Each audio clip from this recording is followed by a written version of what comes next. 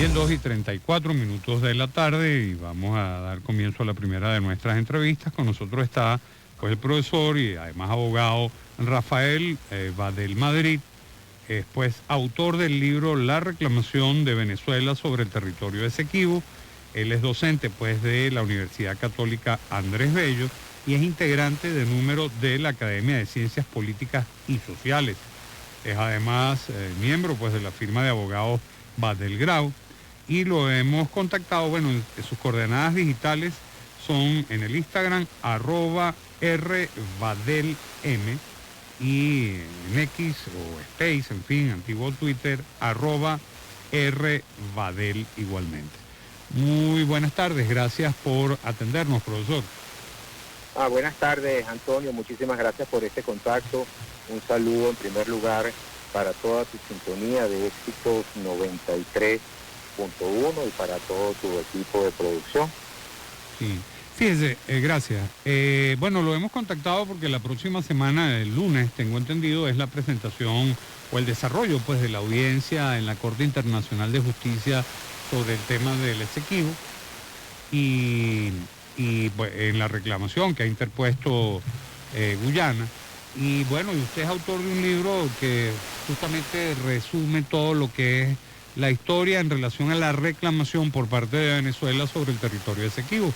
Así que lo escuchamos, sobre todo porque hay quienes piensan que independientemente de la decisión que pueda tomarse en la Corte Internacional de Justicia, los alegatos de Venezuela deben ser lo suficientemente sólidos y contundentes para que, más allá de, incluso, como le digo, del propio resultado o de la propia decisión, la gente sienta que la defensa fue efectiva y que la actuación y la representación de Venezuela fue la adecuada, además.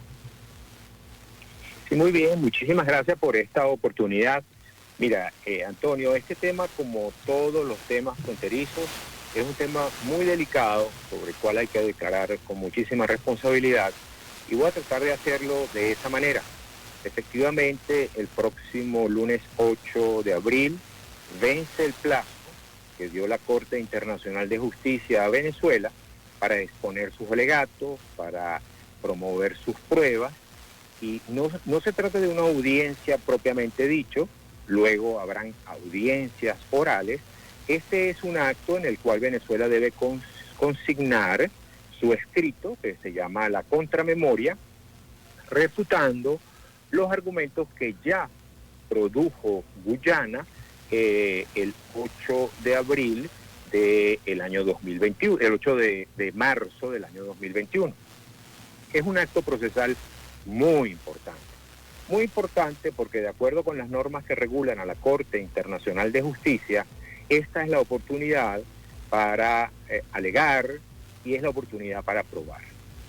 Venezuela tiene sólidos argumentos, Venezuela tiene alegatos importantísimos que exponer, tiene pruebas contundentes en este caso, que demuestran que esos 156.000 kilómetros cuadrados le fueron arrebatados por un laudo que se dictó el martes 3 de octubre de 1899, que es nulo, que está lleno de vicios y que no debe producir ningún efecto jurídico.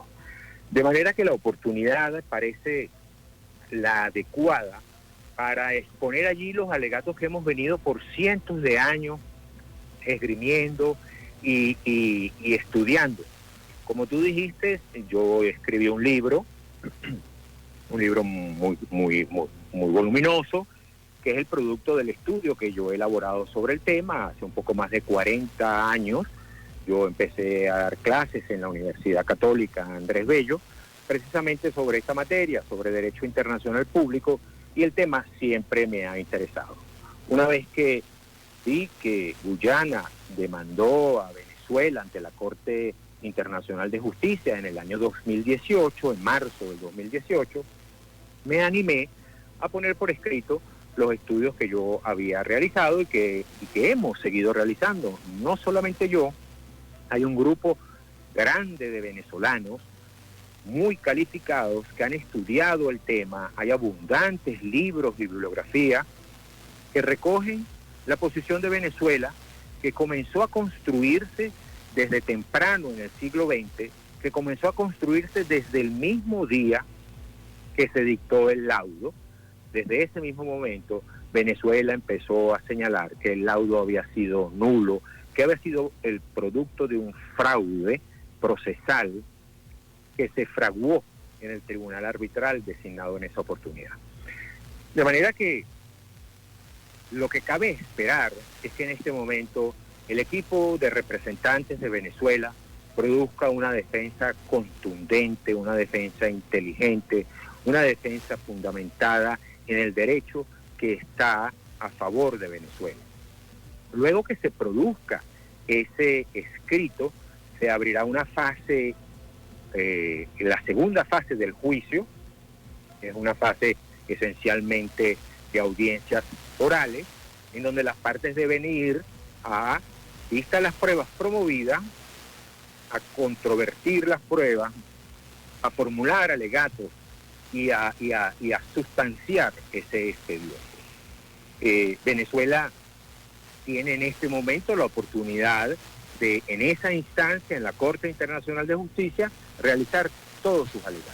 Eso no impide, Antonio, que mientras que el proceso transcurre, el gobierno de Venezuela realice todos sus esfuerzos para, por la vía de la mediación, por la vía de la negociación, por la vía de la ayuda de terceros países amigos, se llegue a la solución del conflicto.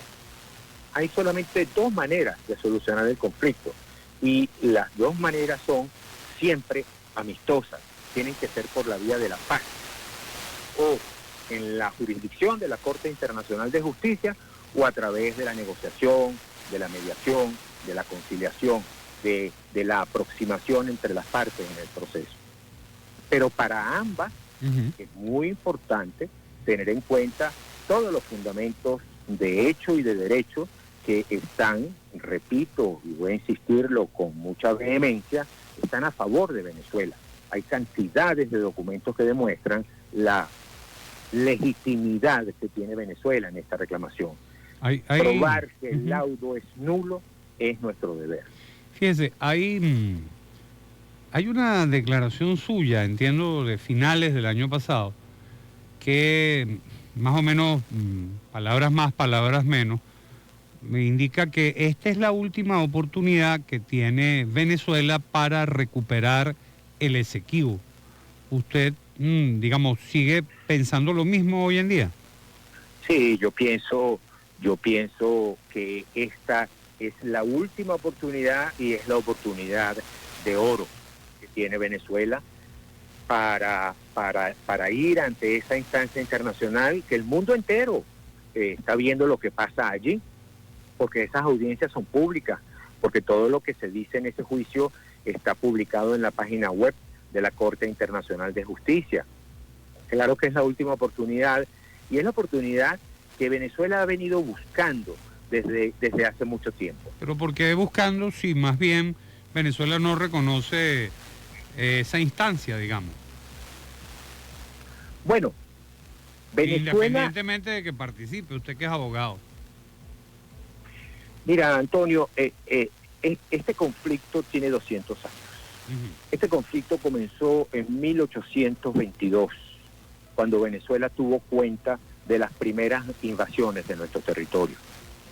De allí en adelante han pasado muchísimos eventos. Muchos de ellos, casi todos, están documentados en mi libro, pero voy a volver a insistir en respeto a otros venezolanos, historiadores, abogados, investigadores. Tienen documentados en cantidades de libros toda la posición de Venezuela. Se ha dado esta oportunidad después que cuando suscribimos el Acuerdo de Ginebra en 1967, Venezuela ganó un paso gigante cuando logró que el Reino Unido y la República Federativa de Guyana aceptaran que el laudo de París del 3 de octubre de 1899 no había cerrado este capítulo. Pero desde 1967 hasta el día de hoy que estamos conversando en esta entrevista, el laudo de París el Acuerdo de Ginebra no logró su objetivo. Y como te dije que esto tiene muchos años, desde el año 1982, la Cancillería venezolana aceptó la jurisdicción de la Corte Internacional de Justicia.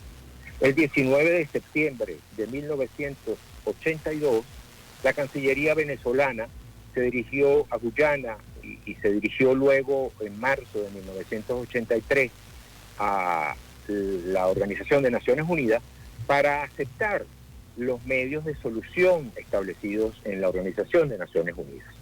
Bueno, que eso se desprende del Acuerdo de Ginebra. Uno es el Acuerdo de Ginebra, pero el artículo 33 tiene otros medios de solución. Pero te lo voy a insistir en esto. Yo veo con mucho respeto la posición de Venezuela, que no conozco si es definitivamente la que va a exponer, respecto de no reconocer la jurisdicción de la Corte Internacional de Justicia. Eso yo lo veo con respeto, como también debe verse con respeto las opiniones contrarias. Lo que ocurre es que si la Corte Internacional de Justicia ya declaró su competencia, como en efecto lo hizo el 18 de diciembre del año 2020, y como lo volvió a hacer el 6 de abril del año 2022, si ya la Corte Internacional de Justicia reconoció su propia competencia, es de esperar que la Corte Internacional de Justicia siga conociendo el asunto. Mi análisis es absolutamente jurídico y pragmático. Sí. Ya la Corte ha reconocido su jurisdicción. Fíjese, vamos a ir a una brevísima pausa. Estamos conversando con el abogado y además profesor Rafael Badel Madrid, además autor del libro La reclamación de Venezuela sobre el territorio Esequibo. A nuestra vuelta tengo dos preguntas muy breves. Una, si en cierto modo después del Acuerdo de Ginebra se abrió paso, no porque fuera una consecuencia de eso, pero era relativamente concomitante en el tiempo, surge la fundación de la República Cooperativa de Guyana, porque Guyana entonces invoca el laudo arbitral de 1899. ¿Cuál es la finalidad de hacerlo si su origen fundacional está relacionado con la decisión de Gran Bretaña de declarar la libertad en ese tiempo del acuerdo pues de Ginebra? Y la otra pregunta es, y si la Corte le da la razón a Guyana, o sea, ¿qué le queda a Venezuela? Una breve pausa, ya volvemos con más del programa En el Aire. En el Aire, periodismo total, con Antonio Di Gianpaolo.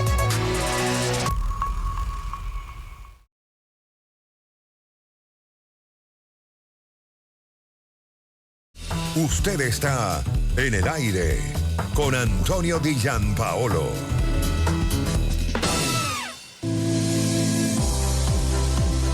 Y continuamos con el programa En el Aire, en la conversación con el abogado y además docente universitario Rafael Badel Madrid, autor del libro La reclamación de Venezuela sobre el territorio Esequibo. Es además integrante o individuo de número de la Academia de Ciencias Políticas y Sociales, y recuerdo sus coordenadas digitales en Instagram @rbadelm y en Space o X @rbadel. Profesor, le preguntaba hace un rato sobre si la piedra fundacional de alguna forma de la República Cooperativa de Guyana es lo que se desprendió, no porque se desprendiera, sino que era un asunto concomitante, lo del Acuerdo de Ginebra, porque ellos invocan, es decir, porque Guyana invoca el laudo arbitral de 1899. Y la segunda pregunta, que también se la quiero hacer en el breve tiempo que nos queda, y si después de esta presentación de la contramemoria y finalmente de las audiencias, la Corte Internacional de Justicia le da la razón a la reclamación de la República Cooperativa de Guyana, ¿cómo quedamos? Bueno, mira, tus dos preguntas son muy interesantes. Vamos con la primera para aclarar. El Acuerdo de Ginebra se firma en febrero de 1967 y a los pocos meses el Reino Unido le da la independencia a Guyana y nace como país la República Federativa de Guyana. De conformidad con las normas de derecho internacional público, este país nace con los derechos y las obligaciones que ya había tenido como colonia del Reino Unido. Y se encuentra con que su territorio, parte de su territorio, ha sido asignado producto de ese laudo arbitral del 3 de octubre de 1899. Pero se encuentra también con que Venezuela viene alegando la nulidad de ese laudo durante el siglo XX, desde muy al inicio del siglo XX, viene cuestionándose la legalidad de ese laudo. El Acuerdo de Ginebra, precisamente, es un tratado internacional suscrito entre la República de Venezuela, el Reino Unido y también Guyana, aun cuando no era un país independiente, pero lo fue unos pocos meses después, precisamente para solucionar esta controversia pendiente. Guyana nace con esa controversia pendiente. Guyana nace con la reclamación que ya Venezuela había hecho contundentemente en la Organización de Naciones Unidas durante los años 60. Guyana nace con un reclamo que hizo Venezuela en 1948, cuando se fundó la Organización de Estados Americanos. De manera que desde el mismo nacimiento de la República Federativa de Guyana, sabe perfectamente que hay un cuestionamiento respecto de la nulidad del laudo de París. Y precisamente por eso es que el Acuerdo de Ginebra es el primer instrumento que Guyana y Venezuela vienen desarrollando o fueron desarrollando desde el momento que se firmó. Ese Acuerdo de Ginebra, lamentablemente, y eso no tiene nada que ver ni con el gobierno actual ni con el anterior, sino con todos los gobiernos, tanto de Venezuela como el de Guyana, no fue efectivo, no fue utilizado correctamente, no se llegó a la solución de este asunto. Con razón o sin razón, el secretario general de la Organización de Naciones Unidas advirtió desde el año 2017 y luego en el año 2018 que si no se llegaba a un acuerdo, entonces el asunto sería dirimido por la Corte Internacional de Justicia. Y por eso estamos en la Corte Internacional de Justicia, precisamente porque se agotaron las vías del Acuerdo de Ginebra. ¿Que podríamos pensar volver al Acuerdo de Ginebra? Bueno, esa es una posibilidad, pero no es la que está en este momento bajo análisis. Lo que está bajo análisis es el juicio que cursa en la Corte Internacional de Justicia. Tu segunda pregunta, ¿qué pasa si la Corte Internacional de Justicia decide en contra de Venezuela? Bueno, mira, eso es precisamente lo que hay que evitar. Eso es precisamente lo que da una enorme importancia al juicio de la Corte Internacional de Justicia. Yo siempre lo he dicho, respeto todas las tentativas del gobierno de solucionar el asunto por una vía distinta a la Corte Internacional de Justicia. Aplaudo todos los esfuerzos que hace o haga el gobierno para solucionar esto mediante la negociación, pero es indispensable atender el juicio. En la medida en que nuestros argumentos sean expuestos de forma inteligente, contundente y diáfana, en esa medida tendremos mayores fortalezas para una negociación. De manera que la instancia de la Corte Internacional de Justicia debe ser atendida con seriedad, con mucha responsabilidad, con patriotismo, porque es la que tenemos, pero es muy importante que el gobierno también siga liderizando una política de negociación, de conciliación, de mediación a través de países amigos. ¿Qué pasa en la Corte Internacional de Justicia, Antonio? Que Venezuela tiene la razón, que Venezuela tiene argumentos muy sólidos, que el laudo del París del 3 de octubre de 1899 es nulo de nulidad absoluta, y las causales de nulidad no pueden esconderse. Las causales de nulidad no va a poder la Corte Internacional de Justicia taparlas. Claro, si nosotros nos defendemos y las hacemos más evidentes, es más difícil para la Corte Internacional de Justicia llegar a obviar esta argumentación que, te repito, es centenaria. Hay cantidades de documentos que demuestran la nulidad de ese laudo, no solamente expuestos por los profesores venezolanos, por los historiadores venezolanos, por geógrafos, por abogados, por juristas, expuestos incluso por abogados extranjeros, expuestos en revistas especializadas desde muy al inicio del siglo XX. De manera que la Corte, que ya conoce muchos de esos argumentos, se enfrentaría a una defensa de Venezuela muy contundente, y se abre ahora un lapso que es, Antonio, de 2 o 3 años, en donde se podría seguir demostrando toda esta cantidad de cosas, y durante ese lapso el gobierno puede seguir realizando todas las labores de conciliación, de mediación, de negociación, y seguir insistiendo en solucionarlo por una vía distinta. Siempre puede solucionarse por una vía distinta, pero nunca debe abandonarse la jurisdicción de la Corte. Profesor, muchas gracias por su atención. No me resta sino decirle que Dios y los jueces lo oigan.